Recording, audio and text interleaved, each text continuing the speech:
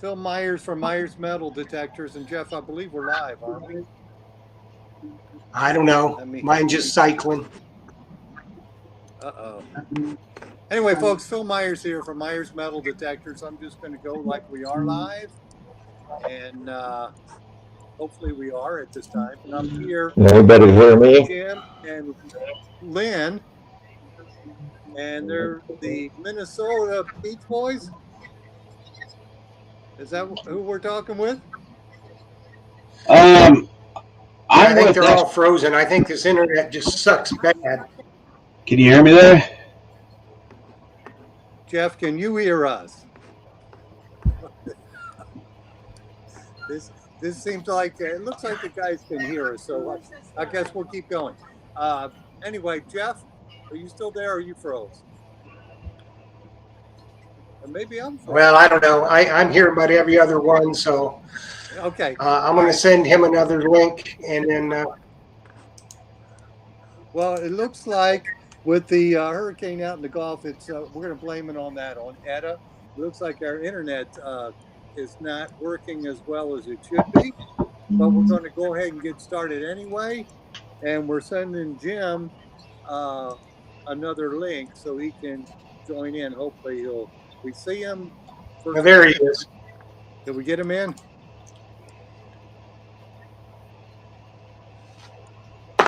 Okay, it looks like the guys can hear me anyway, so I'm going to get started. Anyway, folks, Phil Myers here for Myers Metal Detectors, located in sunny Tampa, Florida. I'm here with my good friend Jeff, and we got the Minnesota Beach Boys.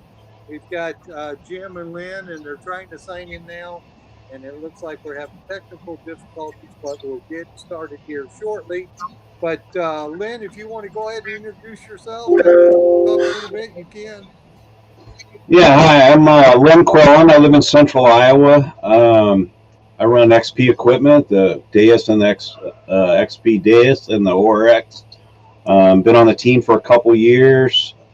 Met Jim and Al a 3 years ago. I met Al online and invited them down to do some land hunting, and they kind of coached me through water detecting, and I ended up getting some sites and such around Iowa that I know of, but our water table's been kind of high, so they at least come down. Alan comes down to Iowa at least 3 or 4 times a year, and Jim's been here many a times, and we've done quite a few shows on the Beach Boys on land and in the water down here. So anyway, that's my background. I started in Cub Scouts. We made a detector back when we used to camp, and I enjoyed it, and then I got back into the hobby full bore about 7-8 years ago. Okay, and where did you say your home base is at? I'm in Ankeny, Iowa. It's a mile north of Des Moines, Iowa, right? Okay. Central Iowa location. Okay, cool. So you get to get out in the lakes. The lakes down here can be a little hazardous with alligators. 20 years ago, I used to go do that, but I don't know, I got a little smarter. When I had a couple big ones go by me, I said, I ain't going to do this anymore. But I always liked hunting in the lakes because not many people did it. And I still have friends who hunt in lakes in Orlando and in Lakeland, further east of because it's a lot further for them to go to the beaches. And they do extremely well because people swim in them. It's just, you got to have some big ones, I guess. Anyway, Jeff, you in there, buddy? Or did we lose you? I'm still here. Yeah, all our stuff up here is freshwater. I mean, we don't have any oceans or nothing like that, but we do have old beaches up here, old swim holes back to the 1880s. And I got actually 2 of them lined up, but we just haven't been able to get in there because they used to be sand pits, but the city uses them as retention ponds now. So when we get 3-4 inches of rain, the table goes up and the beaches disappear, and we've been just annihilated with rain this last year. Oh, okay. So now when you're lake hunting and hunting in the water, what kind of old coins are you finding?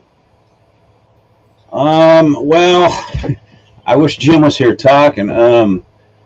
Right now, the beaches that I've hit locally basically is just clad. I haven't found much of any jewelry or anything. I haven't been into any deep water. Most of it's been knee deep, and that's it.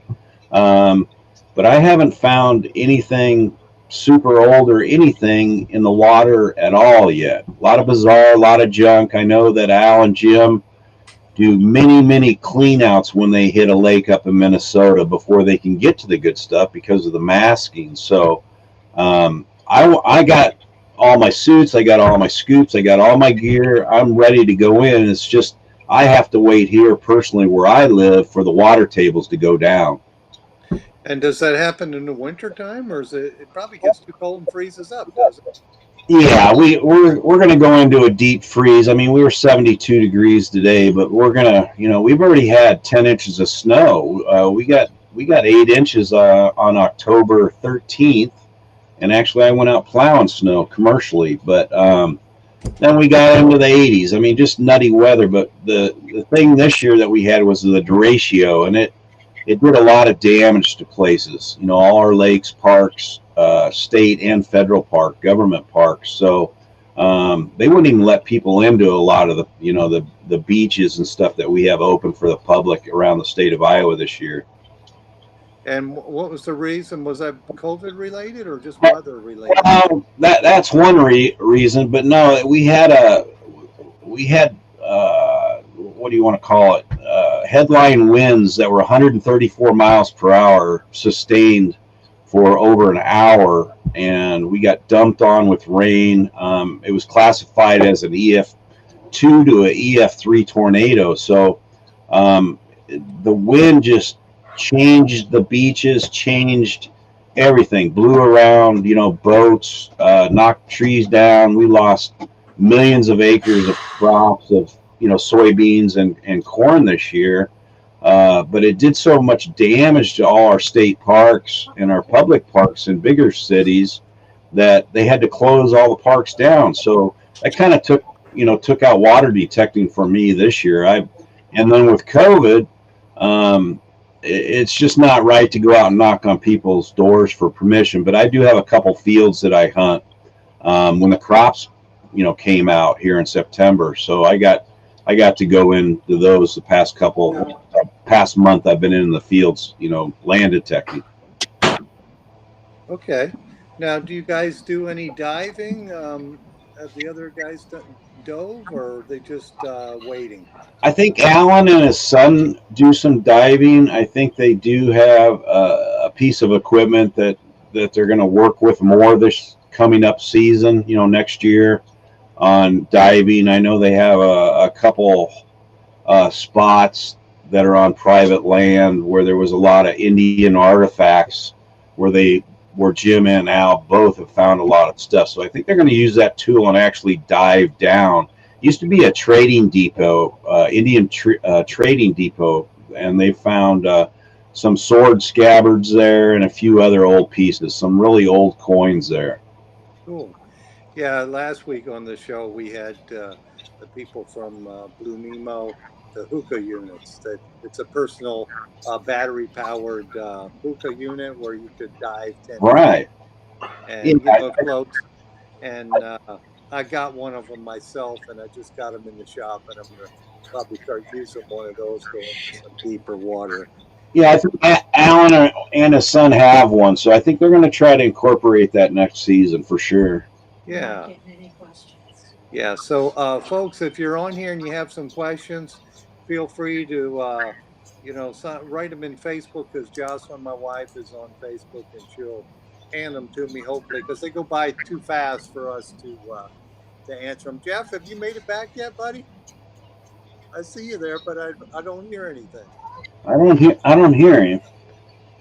Oh, he's giving me the down signal. Okay, buddy, just keep going. I guess you might want. I don't know how you would restart you because you're the head guy on the stream. So anyway, send yourself a link and then chime into it.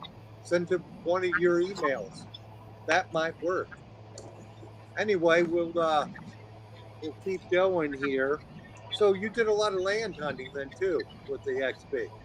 Yeah, I mostly land detect. I've been on the XP Team USA now for a couple years, so done a lot of stories of stagecoach stops we've been to and dissolved old coal miners' towns that I have permissions for. So we've done a lot of 10 to 15-minute videos on the history of the coal mining industry in Iowa and how the coal miners lived with their families, and how the union started, where they got better working conditions, and just found a lot of artifacts that we gave back to the landowners that farm that now. Over 1,500 artifacts and relics we've pulled out of that field, and Jim and Al's both been down, like I said, at almost a dozen times now, and every time we go, we do a reunion video, usually 15 to 20 minutes, and post that with all our finds and talk about history.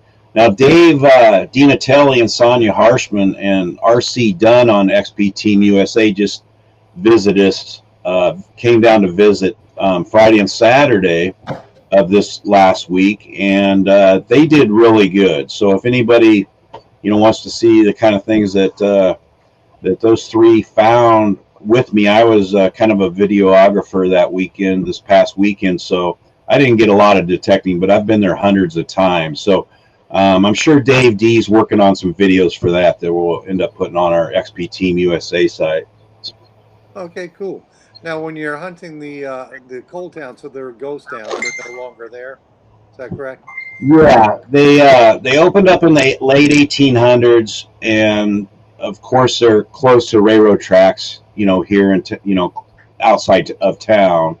And there were 3 coal mines where the permission is, where I have it, and the company owners actually made row houses for the coal miner families to live in, and they charge them so much rent, usually about, I think it was $1.75 a month to live there. And you have to imagine these homes were only 250 square feet. The only thing they came with was wood burning stove. So the family had to cook and heat themselves during the winter.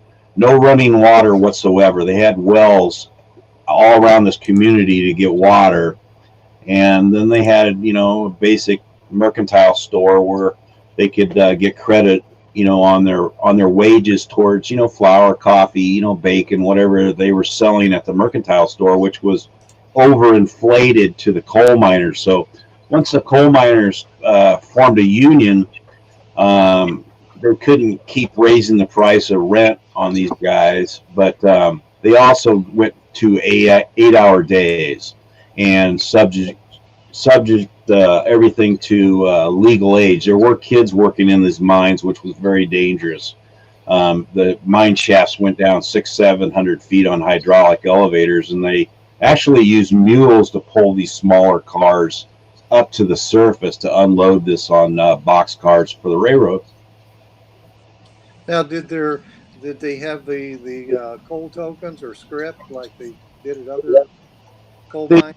They did use a form of script tokens for a while. I think they went to some type of a receipt with a probably a tab type form at the store to buy stuff. I know stuff was inflated. It's known to happen everywhere during the Midwest of coal mining, that the coal miners really took a beating on prices of stuff. They were getting gouged on it. But tons of vendors there, as far as there were barbers, there was a pharmacist, there were doctors that lived there, tons of saloons, dance halls, there was a hotel, small hotel, there was a school that had over 120 some students there of all nationalities. They never became incorporated at this town because they had to run 3 public ads in the Des Moines, Iowa newspaper. They only ran 2, so this town never became incorporated. But as far as like a mayor or constables or anything like that, they never had anybody like that there. So it was kind of a wild town. So have you found tokens or? Found probably over 100 tokens there, and they're all pretty much, there were a few 2.5 cent tokens there, but most of them are a nickel. Most of them came from, I call maverick businesses, where they wouldn't actually list the guy's name or address or what city he was from. So they were kind of escaping taxes back then. So they would just maybe misspell their name on a token. But yeah, tokens from the drug company, the mercantile store, like I said, pharmacists and all kinds of saloons. There are all kinds of tokens that came out of there. Oh, cool. So I've got a couple questions here. What is your favorite find on that site, on the coal mine site? Well, I don't know. I'm kind of weird. I kind of like bizarre stuff, but the stuff I like to find are personalized tokens that we can track down the names of the miners that were there. I do have a business directory who legally had businesses, but I've heard so many stories of, there was a gentleman there, and actually Sonia found 2 of his tokens this past Saturday, and his real name was Pietro Carzoli. He was an Italian immigrant that came over on 1908, and in the videos that RC Dunn and myself produced, we had the name of the ship that he came over on, but he actually passed out tokens in the town, to believe it or not, because he was running liquor during Prohibition.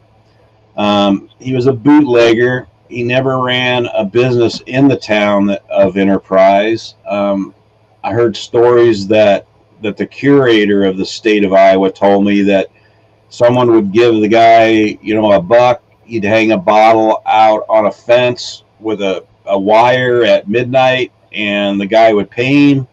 And the guy at midnight would leave his little coal mining house in the middle of the city to go get his bottle of liquor. That's how this guy operated. He'd throw tokens all over and hand them out to people because they knew that he could get them alcohol. Well, to make a long story short, Mr. Carzoli got in big trouble making a run to Chicago around 1912, and he got thrown in the penitentiary of Chicago for bootlegging.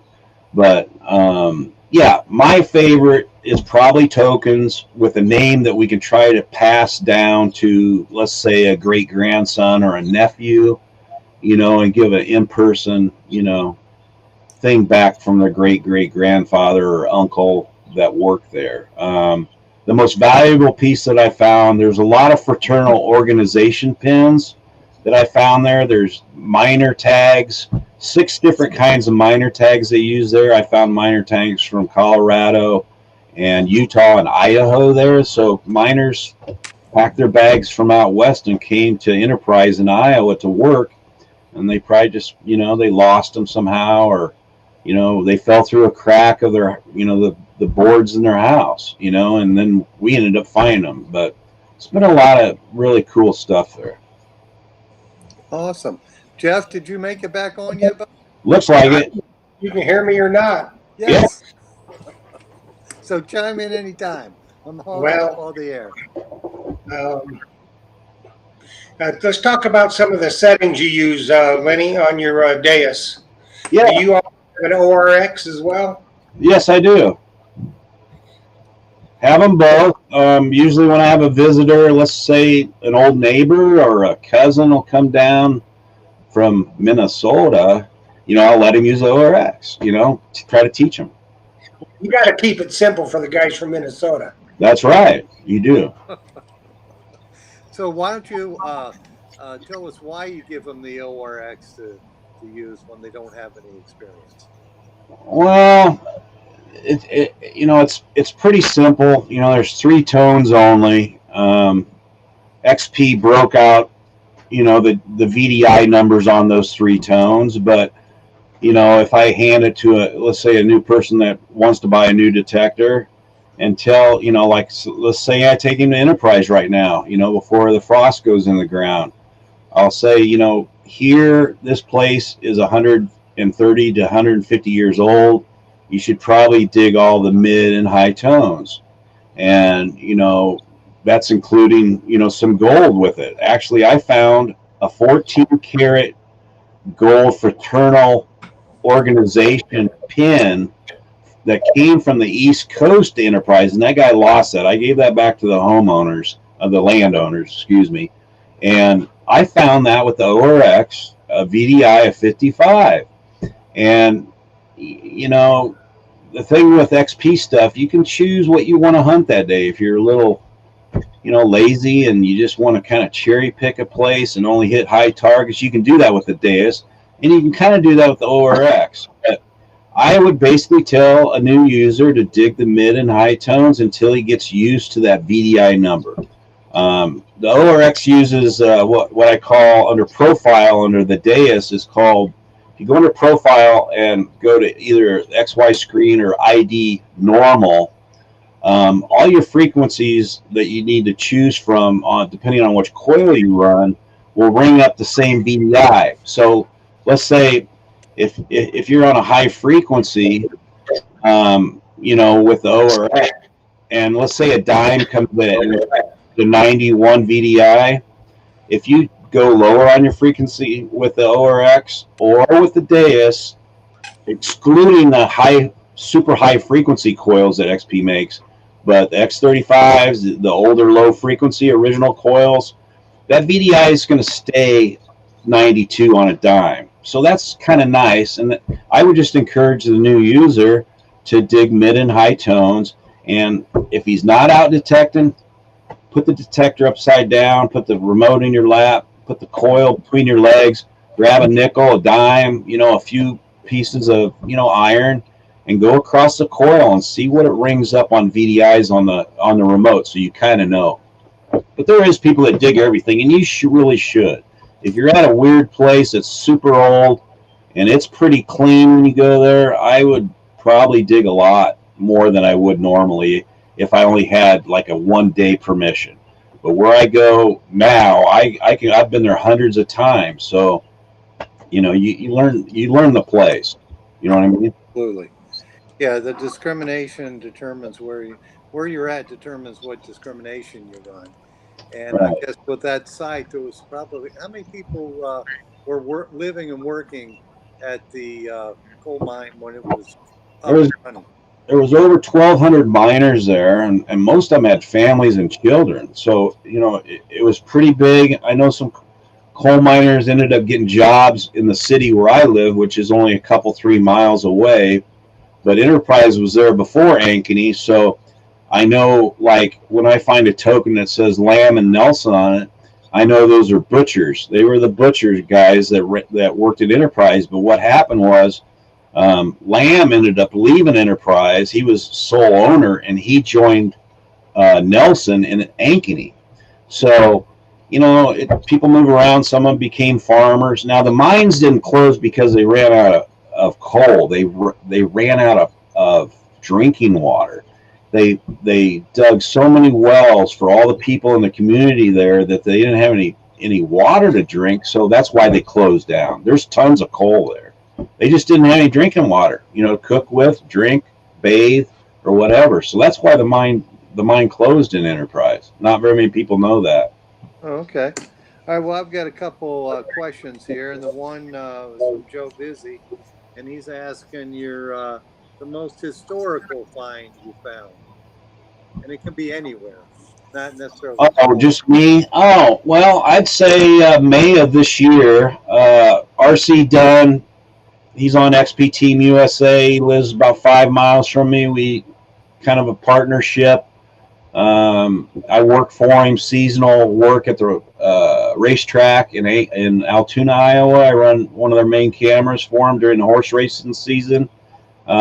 He called me and said, hey, there's an 1850s house. I got permission for it. And, COVID was ramping up in May here. And he goes, no one's there. The house has been removed. The barns are gone. They're going to start developing. We only got a couple days to go there. So do you want to go? And it was hot. But I said, I'll go.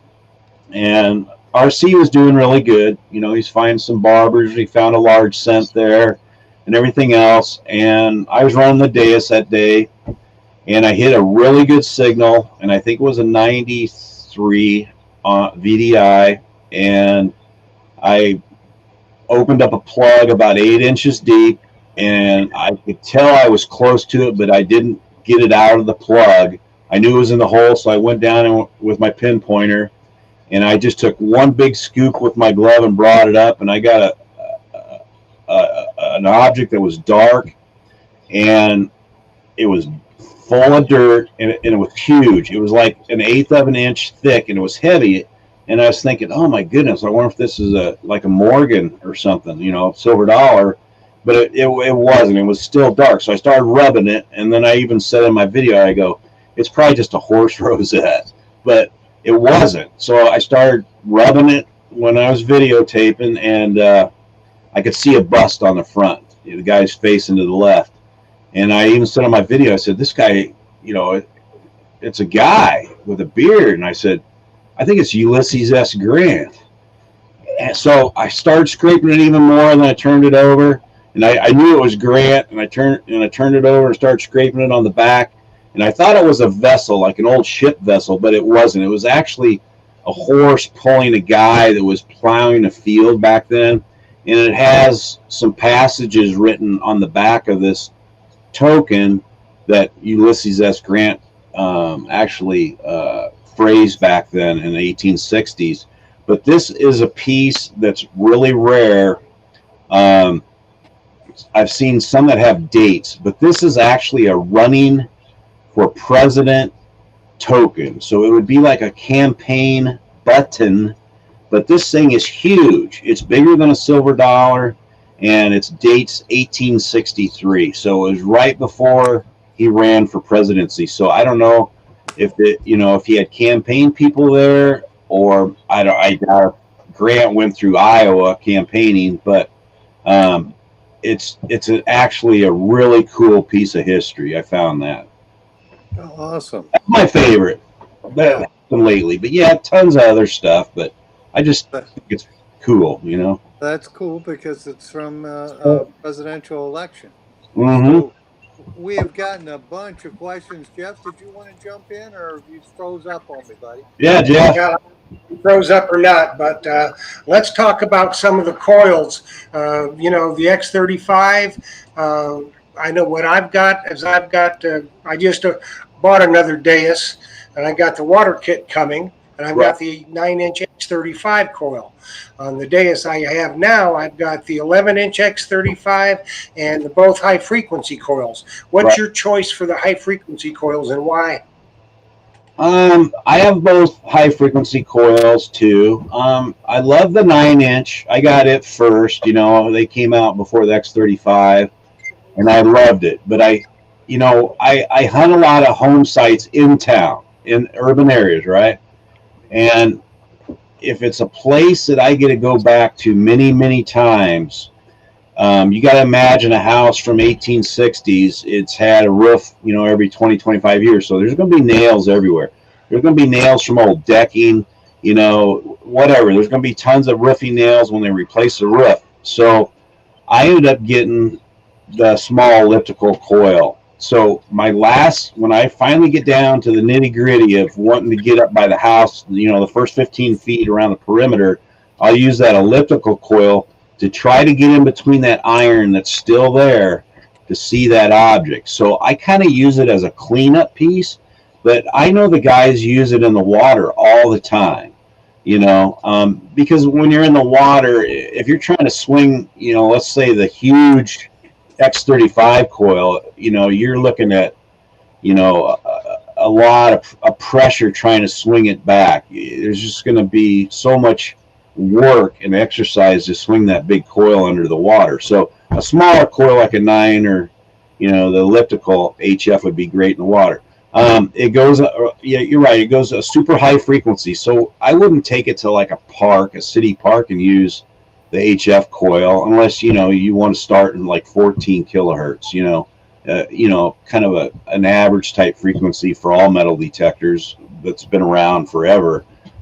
You'd be fine there. You just got to imagine your 9-inch is going to cover less area than 11-inch, correct? Yes, but it's still going to get in a little bit tighter spots between junk than it would 11-inch or the biggest X35 coil. I'm in the ham radio. I've been an amateur radio operator for a long time, so I kind of understand frequencies. I understand how far they can travel with antennas I build. Now the X35 or the factory, the original low frequency coils, they go down to 4 kilohertz. I mean, a low frequency will travel a farther distance than a high frequency. That for example, if you got a home speaker, we all had the big ones when we were younger, right, in your house, and you listen to music, cassette tapes before CDs came out. Everybody, you saw the big woofers in the bottom. I mean, that's a low frequency driver.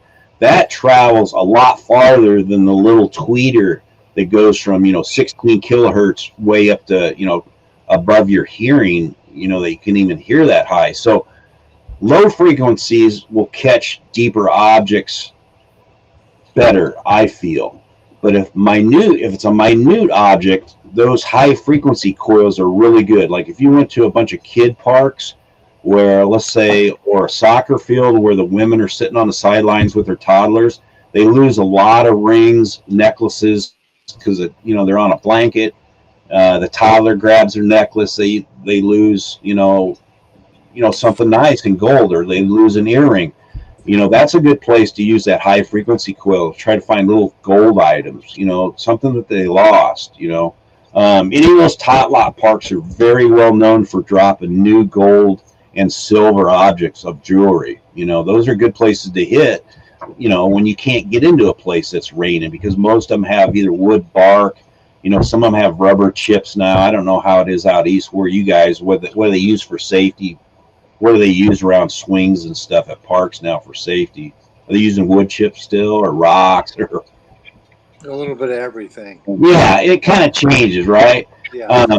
But that stuff, when they lose it, it goes down to the bottom. It works around, and that's a good place to use those high frequency coils to find those little targets. So anyway, a lot of different coils from XP that they offer. I always carry the originals with me in case I'm out all day and I don't have a charger or something for my coil. I'll grab one of the original low frequencies. I found tons of stuff with them. Still do well with them. Found a lot of stuff with them. Tell us about the water kit. Okay, the water kit is, it's an antenna. So there's going to be an adapter that goes down on the XP coil, and what it's going to do is when you remote control the unit that reads out everything, I call it like a receiver. When it's out of the water and your coil's in the water, they can't talk to each other.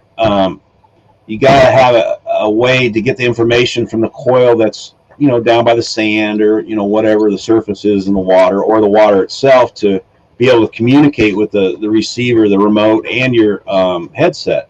So the antenna, basically, I think it's like 6 foot long. I make my own. I know Jim and Al. I know a lot of guys that make their own antenna, and I'll tell you why they make it.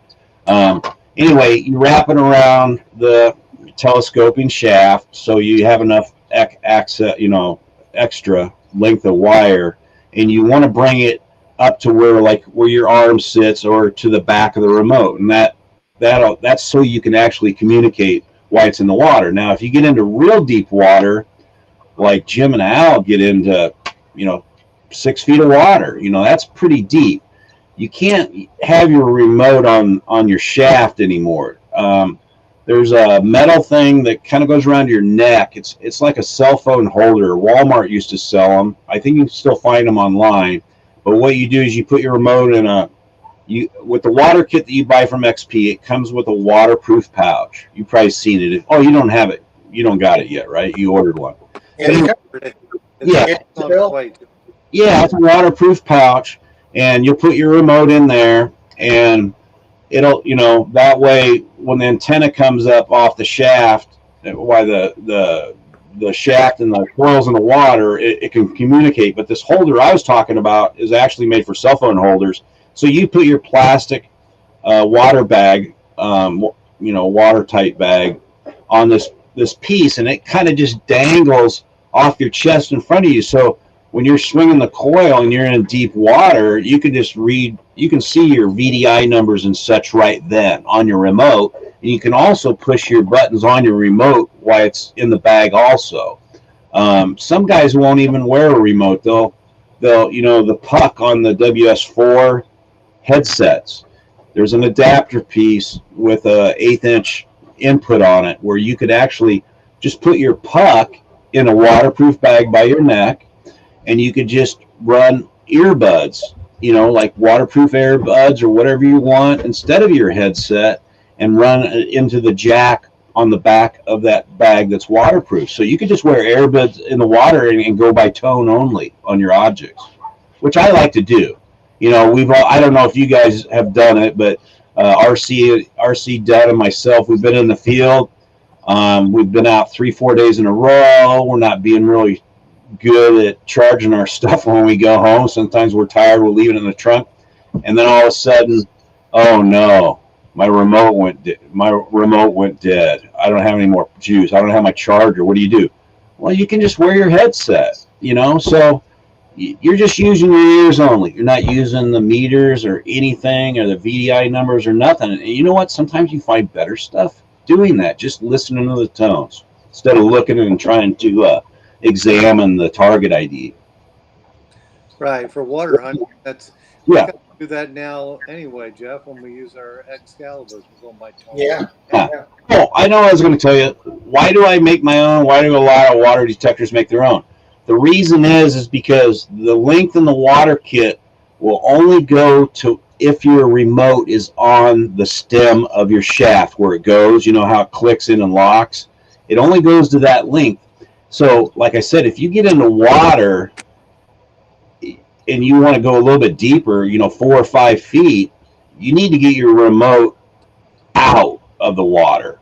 So that's why you need a longer wire. And what most guys will do is they'll just bring it up, and if they're wearing that thing with the remote inside of the thing dangling from their neck, or sometimes I got a thing where I just wear like a ID band, employee ID band, and put the bag on that, and then you can just wear just headphones in your earplugs, earbuds that way.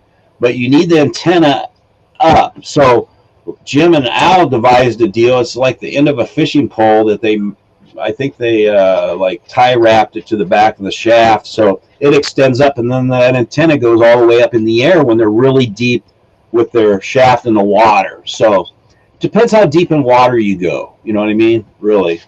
When are you doing the drawing? All right, Jeff, do we have a drawing for tonight? Yeah, we did. It's for a swag pack.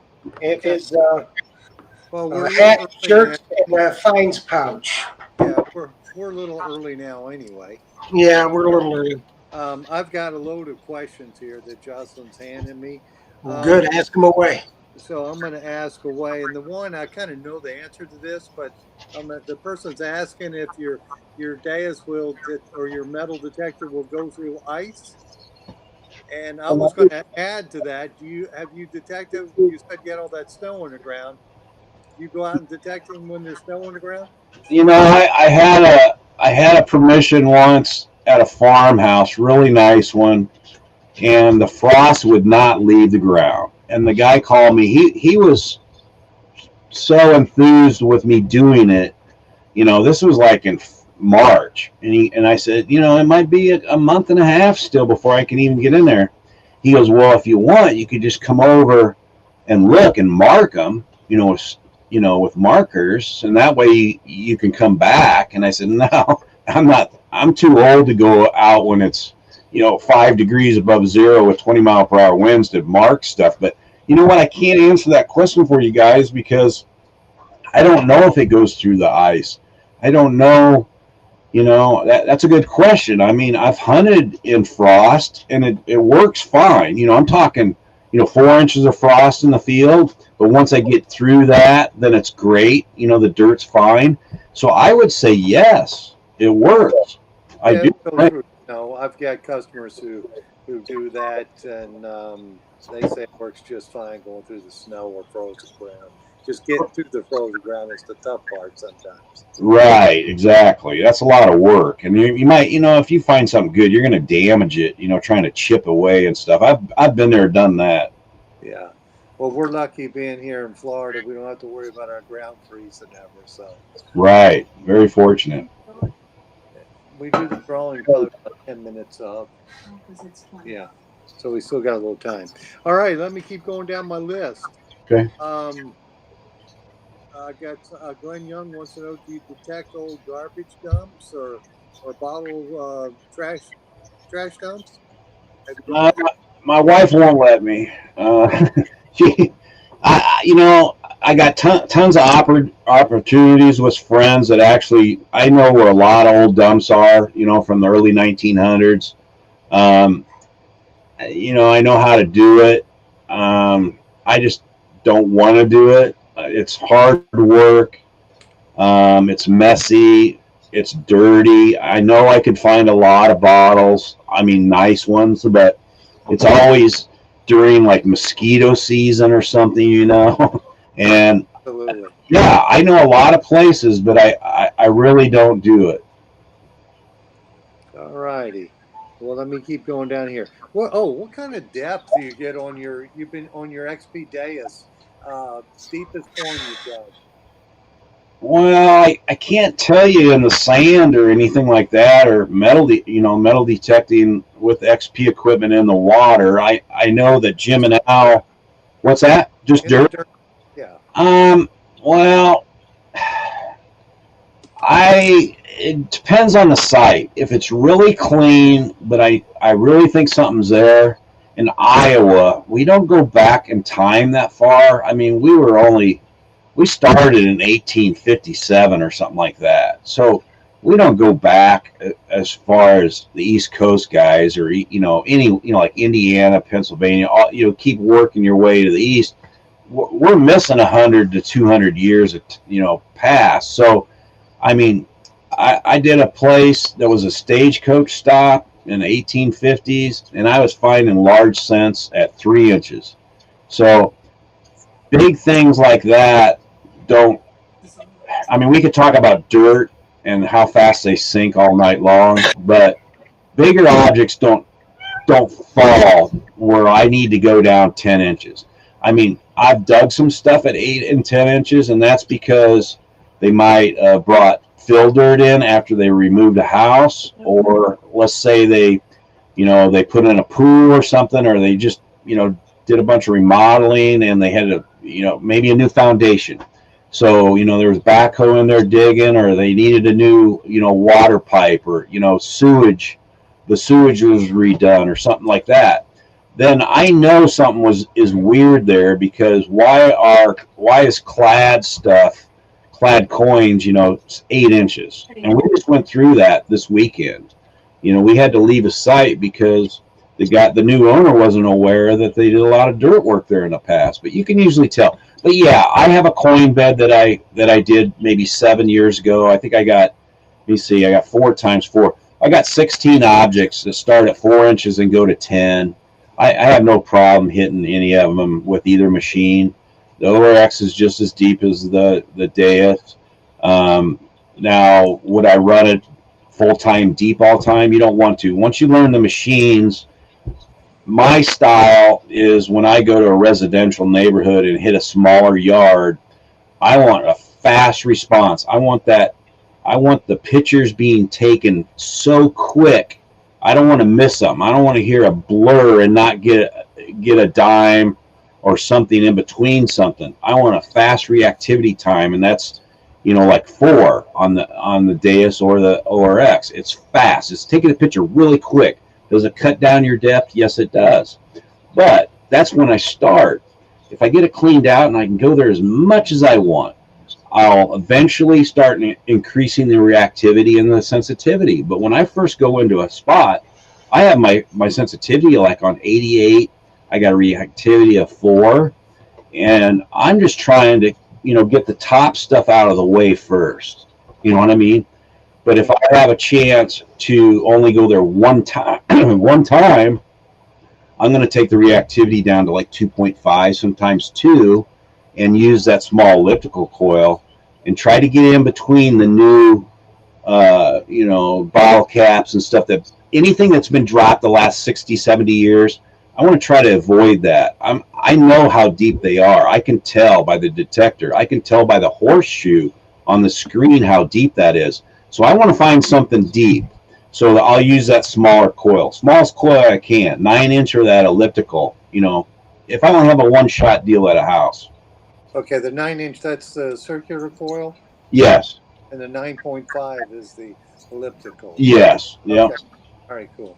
Yeah, I've sold quite a few of the 9.5s here. Yeah, it's just got a kind of a football shaped, and it's a little narrower. So if that way I can get up closer to a house, without hitting so many nails all the time. I mean, I'm not going to stay there forever and clean every nail out, but they will mask the good stuff below them. The only way to do it logically is to remove anything the past 70 years so you can get into something good. There's no way around it. There's no detector that's going to be able to see through that iron or, big, even though aluminum is non-ferrous, you can't get away from it. There could be something very valuable right below, something piece of aluminum or siding, from 1950s. You can't get away from it. Here are the chunks of aluminum window screen parts. Yeah.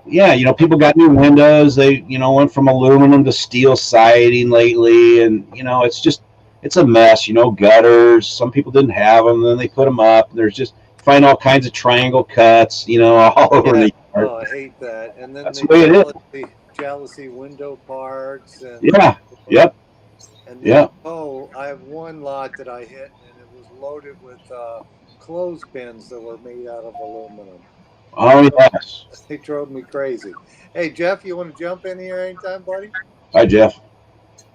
Did you freeze? No, he's good. I guess he's busy over there. I think he's counting his money. I think he might be froze, but he's got to do the. So you were talking to me? Yeah, we were. We woke you up, huh? Well, we're just talking away. Did you want to get ready to do the drawing? I can't hear you. Oh. He wants to do the drawing. Can you do the drawing? All right, well, I'll just do a little infomercial. I'm going to draw the name. There you go. If you can hear me, I'll draw the name. Draw the name. And I'm going to tell people if they want to come in the shop and pick up a calendar, we've got them. So, a Florida calendar with some pretty cool beaches on it. Nice wall calendar. And Jeff is going to draw the name.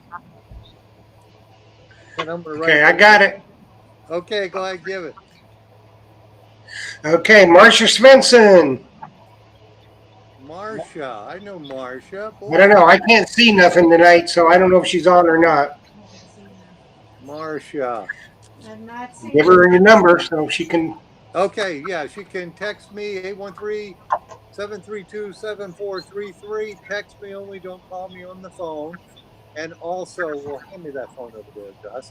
And also, she could Facebook message me. That would probably be the fastest way.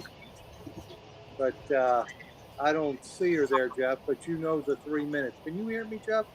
Yeah, I can hear you now. Oh, perfect. Awesome. So she's got, what did you say, 3 minutes? Yeah, she's got about 2 minutes left. And what happened to the other, to Jim? I don't know. He lives way up by Canada. Oh, he must have different internet, so he couldn't sign in. It could be. It's hard to say. And they were getting a lot of rain up there, he said. Oh, that'll do it. I'm not. Jim texted me and said his internet crashed. Internet crashed. Okay. Well, it looks like ours is going okay so far. But I haven't heard anything from Marcia yet. But she's got a minute left, so we won't rush that. So how many guys are in the Minnesota Beach Boys? Just Jim and Al Carpenter. So you got James Kachiver and Alan Carpenter. I'll kind of tell you a story about that real quick if we got a minute. I was posting on XP Team USA Facebook page about a new permission of an old school about 30 miles north of here, and I found out my nephew owns the land now. The school's abandoned, huge 3-story school. Goes back to the late 1800s, and I was really super excited. And I said, "Can I come up?" He goes, "Yeah, come up. I'm going to bulldoze that thing probably in a year. So if you want to do it, you better come up." Well, I kind of forgot about it, and I waited till the next season, and I told my nephew, I said, "Me and RC Dunn are coming up," and I posted it on Facebook page, and the guy chimed in. He goes, "I already went to that place," and I'm thinking, "Who's this guy?" And ended up being Al Carpenter, and I started getting a little hot about it. So I texted my nephew real quick, and I said, "You know Al Carpenter?" He goes, "Yeah, why?" And he goes, "He." I said, "How do you know him?" He goes, "Oh, they live up in Minnesota, and they come down every year to hunt, uh, and fish and stuff." And I said, "Oh." So anyway, I just kept getting madder and madder. How did they detect it when they didn't have permission? Well, then Carl, my nephew, says, "Oh, he did have permission." I said he could because you never showed up. Well, RC Dunn and myself went up there, and we didn't get nothing. It was my nephew started clearing trees up there, and he just put aluminum all over the whole field. And so Al, I said, "Call me," and I gave him my phone number. You know what? Ever since then, we've been best friends. I said, "Why don't you come down?" I said, "I want to take you guys hunting." And then I learned that they're water detectors. And I said, "I want to get into that. So maybe I can help you if you can help me." And you know what? Jim, I, and Al have been buds ever since. And they've been down here a dozen times. And we have a great, great time. So I said, "Well, I'm on the team of XP." I said, since water detecting would be a great little subcategory for our team to have. And I kind of coached them through, doing videos and stuff, and talked to them about microphones and stuff like that. And before long, you know what? We put some good videos together, and Dave DiNatale said, "Hey, welcome to our group." So they're XP team members. That's how it started. Oh, that's cool. Hey, Jeff, go ahead and pull the other one, because I don't think we've got one. I already did. It's Jenny Lewis. Well, who was it again? Denny Lewis? Repeat that, buddy. Hey, Jeff, could you repeat it? Jenny Lewis. Oh, Jenny Lewis. Jenny Lewis. Jenny Lewis. Jenny, you've got 3 minutes. Jenny Lewis. And you can call me 813-732-7433, or you can, or don't call me, actually text me, or you can message me on Facebook. But I don't. Jocelyn said she hadn't seen her tonight, so we may be pulling another name here in a second. So, what's the temperature in your locale now, then? The temperature here right now is 72. Oh, 72. That's nice. Yeah, it is nice for November. Yeah. But we're used to 36, 38 inches of snow every year, so it's been kind of weird weather. But Well, this has been a weird year. Let's just say. but hey, I'm sorry. I want to apologize to everybody watching. I can't really help you that much on water detecting. I know I can do it. I want to do it. At my age, it's easier on your body. Yes, it and is. I have a lot of arthritis, and these 2 gentlemen I'm talking to, they live at the perfect place down in Florida. I mean, what else could you ask for? But Yeah, this time of year, I moved from water hunting out into the dirt. Did you? Yes, I've started doing just real low tides, and also some dirt hunting. Like I'm hunting a lot right now that I've dug over 200 coins. Great. Only I'd say 38 wheat pennies, 4 silver coins, 4 nice tokens. Nice. Just so many regular, clad coins. It just drives you crazy. So Yeah. James just apologized. He wants to Okay, did she get up with you yet? give her. No, not yet. She's got one. Okay, you ready for another name? She's got 1 minute, Jeff.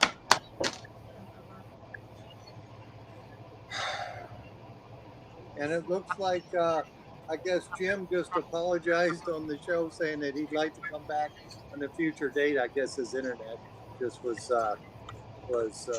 too much for tonight. That happens. We've had worse. We both froze up there for a while. And we've actually drew 3 winners one night for prize, and they all 3 got it, but I was froze, so we had to give them 3 prizes. All right, go ahead, draw the next name, Jeff. Okay, the next name is Stacy Risaka. Stacy Risaka. Raasakka, however you pronounce that. She hasn't been on either. Stacy Risaka, you've got, I guess, 3 minutes, or we might have to do less. 2 minutes, because you got to text me on Facebook Messenger or on my phone, 813-732-7433. Somebody just said here. Oh, good. But I don't have their name. I don't have it. Somebody just said here. Well, Jeff just spelled her name, so that's. So I think we had, yes, Risaka. And they put their name. Okay, good. So. She needs to get me her info, and I'll get it to him. Okay. So it was Stacy. You have to send Jeff Monin your information, your address, so that we can get this sent to you. So that's awesome. It was on the phone number there. She messaged me on my phone. Right there. All righty. So we still got a few minutes, so we can keep going with some more questions.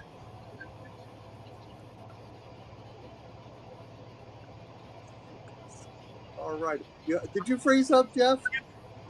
Yeah, no, that's all right. That's all I hear the whole show. Did you freeze up? Yeah, this is. I just love technology. We started this, I don't know, months ago. You know, when the COVID thing was out, because I used to attend 3 to 4 metal detecting club meetings a month, and that kind of all stopped. So we come up with this idea, and Great idea. yeah, so I enjoy doing it, and we've had a lot of people on, and it's just a lot of fun. Because a lot of the club members can't meet. Our clubs. Do you have a club in your area? Yes, we do. We have about 3 or 4 clubs. I haven't. I've been too busy, doing videos and stuff for XP Team USA, and I actually have not promoted my own channel. But if anybody's interested in, a lot of land detecting videos of me, it's called the Terra Firma Detectorist, or you can just type in YouTube Lynn Quelland.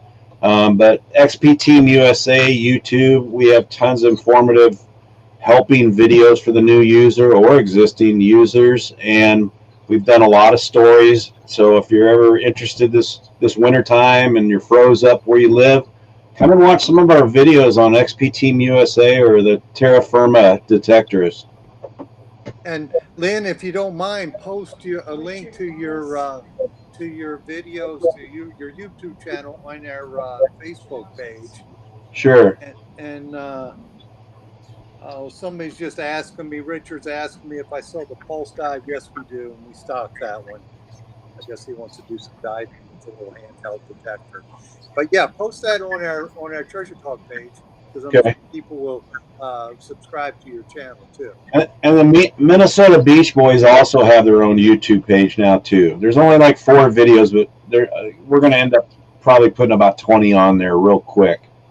Okay, and it looks like they have a lot of instructional videos, how to set your detector up. The water kit is all, what kind of scoops to get, blah, blah, blah. Just tons of information if you want to get into water detecting. And I'm sorry, Alan Carpenter's, up hunting. It's the seasonal thing he does every year. And Jim lives way up north, almost into Canada. So maybe he had some problems with internet tonight. Yeah, absolutely. So, folks, it looks like we're about to wrap this up. So, first, I want to thank you, Lynn, for coming on here with us today and representing Team XB. And I want to thank my wife for handing me the questions here, Jocelyn. You do such a good job. I couldn't do this show without you. And Jeff, thank you, buddy. I don't know if you can hear me or not. You may have froze up again, but Now I can hear you now. okay. I think I'm going to have a bottle of wine, though. Yeah, I think I might open one too. But it's been fun, and we had a winner, so that's great. It's a great day. Nobody got hurt in this adventure. Nope, and I'll see y'all from the Daytona next Monday. Okay, all righty, Jeff. Thank you, and Lynn. Thank you again, You bet. and we'll see you next time. And Yeah, make sure thanks, to guys. post your channel. Thank Thanks you. for watching. All righty. Bye now. Bye-bye. Bye-bye.